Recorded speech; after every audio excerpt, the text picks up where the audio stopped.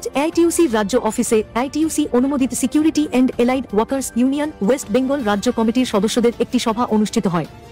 সভায় IIF gold loan ইউনিটের কর্মীদের নিয়ে কমিটি তৈরি করা হয়। ওই সভায় শ্রী পবিত্র মণ্ডল সাধারণ সম্পাদক নির্বাচিত হয়।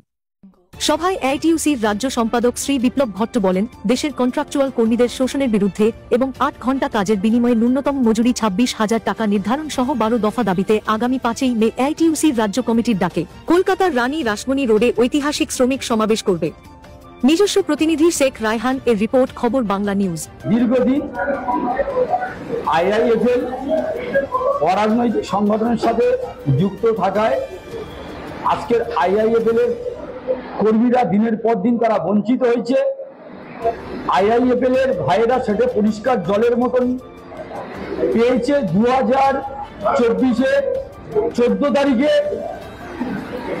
একটা গোপন বৈঠক করেছিল দুই ভেন্ডার এবং বর্তমান তখনকার যে অরাজনৈতিক সংগঠন এবং আইআইএফএল ম্যানেজমেন্ট, সেই চুক্তিতে 11টা চুক্তিতে স্বাক্ষর করার জন্য আজকের আইআইএফএল এর এই অবস্থা তাদের নেমে এসেছে।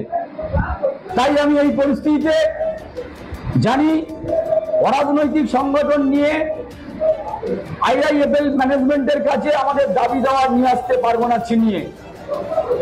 সেই পরিস্থিতিতে আমি আজ বিগত 4 মাস হচ্ছে এআইটিসি সংগঠনে যোগদান করি। আর যোগদান করার পর আজ বলতে গেলে আইআইএফএল ইউনিটের ভাইদের কাছে একটা নতুন কমিটি, যে কমিটির মাধ্যমে সারা পশ্চিম বাংলার প্রত্যেকটা ভাই এই কমিটির সাথে যুক্ত। তারা সমস্ত দাবি দাওয়াগুলোকে আইএফএল ম্যানেজমেন্টের কাছ থেকে তারা ছিনিয়ে নিয়ে আসতে পারবে। যেমন এআইটিসি সংগঠন একটা ভারতবর্ষ জুড়ে সংগঠন, তাই আমি এআইটিসি সংগঠনে আজ এই 20 তারিখ যে এই রাজ্য অফিসে গুরুদাস ভবন, আমি আজকের বলতে গেলে 175টা ভাই তারা যোগদান করেছে। আমাদের কাছে দেখলাম খবর আছে বিভিন্ন সময় অরাজনৈতিক সংগঠনও তারা গিয়েছিল যে আশা দিয়ে নিরাশা করা হয়েছে। তাহলে তারা যে আপনার কাছে এটা কি কমিশন ম্যানেজমেন্টের কাছে কি প্রাপ্য খুঁজে আনা সম্ভব? হ্যাঁ, সেকেন্ড পর্যন্ত আপনারা ভালো করেছেন আমাকে যে এই সংগঠন কি আপনারা এটা আমার কাছে নয়, আমার প্রচুর ভাই পিছনে দাঁড়িয়ে আছে। আপনারা প্রশ্ন করলে জানতে পারবে যে যে যারা আইআইএফএল 50-এ রিটায়ার, আমার সংগঠন সাধারণ সম্পাদক কমরেড সুব্রত দাস আমার পাশে আছে। তিনি এই 50-এর ক্ষেত্রে পাসারা লাইসেন্সের উপরে তিনি অলরেডি চিঠি করার পরে আইএফএল ম্যানেজমেন্ট অলরেডি হেলে গেছে। এটা আমি 100% আশাবাদী যে আইএফএল ভাইদের 60 বছর চাকরি সুরক্ষিত থাকবে। 2 নম্বর কথা হচ্ছে, যেভাবে যে আমাদের এই যে ভাইদের যে ট্রান্সফারটা অলরেডি রুকে আছে, আগামী দিন এই অল্প মাইনেতে কোনো ট্রান্সফার করা যাবে না, এটাও আমি গর্ব করে বলতে পারি। আর আশা করি আপনারা দেখেছেন বা আমার এই ভাইরাও জানে, যেটা 20 জনের মাইনে 300 টাকা করে কম, এই সংগঠনের হাত দিয়ে কিন্তু তার অলরেডি সুফল পেয়েছে। আরো বলতে গেলে অনেক কিছু ফাইন, সেটা আপনারা আমার সোশ্যাল মিডিয়ার মাধ্যমেও জানতে পারবেন। আমার বক্তব্যের সময় আমার এক ভাই বিকাশ ঘোষ তার 1,500 টাকা ফাইন মেরেছিল। সে অলরেডি আমার সংগঠনের সাধারণ সম্পাদক, তিনি তার 1,500 টাকার ফাইনটা রিফান্ড করেছে।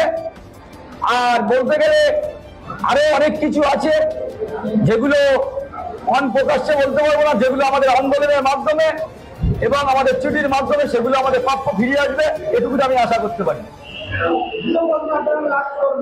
আপনি তো এর আগে অরাজনৈতিক সংগঠন করেছিলেন, তারা আপনাকে এই সমুদায় আপনার অন্য জায়গায় গিয়েছিলেন অরাজনৈতিক সংগঠন, সেখানে কি আপনাদের কলকাতার আপনারা পারেন, সেই জন্য আপনি অবশ্যই যে তৃতীয় নম্বর প্রশ্ন আপনারা করেছেন যে শ্রমিকরা আপনি একসময় ওই সংগঠনে ছিল, হ্যাঁ ওই সংগঠনে ছিলাম। 12 ঘন্টা থেকে 10 ঘন্টা করেছে, 4টে সানডের পয়সা তুলেছে, বলেছে কোনো মাইনে কোনো ডিসকাউন্ট, মানে মাইনেতে কোনো হাত পড়বে না। সেই মাইনে অলরেডি আজকের কমতে কমতে দেয়ালে পিঠ থেকে গেছে। এবং এই ভাইরা আমার সাথে ছিল, তার প্রত্যক্ষ প্রমাণ, তারা তাদের জ্বলন্ত প্রমাণ তারা দেখেছে। তাদের 14,400 টাকা থেকে আজকে 11,000 টাকা মাইনা।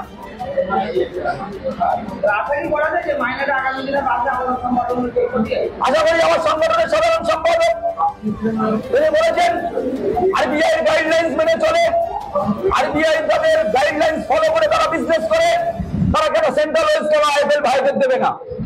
তার অনেক প্রসেস আছে, সেই প্রসেস আমি অন মিডিয়ার সামনে বলতে পারি না, সেটা আমার সাধারণ সম্পাদক সেটা এ ব্যাপারে তিনি দীর্ঘায়িত বলতে পারবে।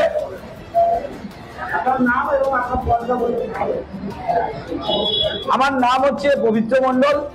আইআইএফএল এ দীর্ঘদিন ধরে আমি আইএফএল এর সাথে যুক্ত এবং আমার প্রচুর ভাই, আমার আগেও অনেক ভাই পুরানো আছে, যে আমার পাশে বাঘাযতীন ব্রাঞ্চের ভুয়াই এবং আরো আমার অনেক ভাইরা দেখছেন। এছাড়া আজকে আমি নিজে বলতে পারি না যে আমার কি, আমার প্রত্যেকটা ভাইরা তারা সহমত দিয়েছে যে আইএফএল এর জেনারেল সেক্রেটারি পদটা পবিত্র মন্ডলকে দেওয়া হোক। তাই আমি প্রত্যেক ভাইয়ের কাছে আমি সবাইকে আমার এআইপিসি সংগঠন থেকে লাল সালাম জানাই।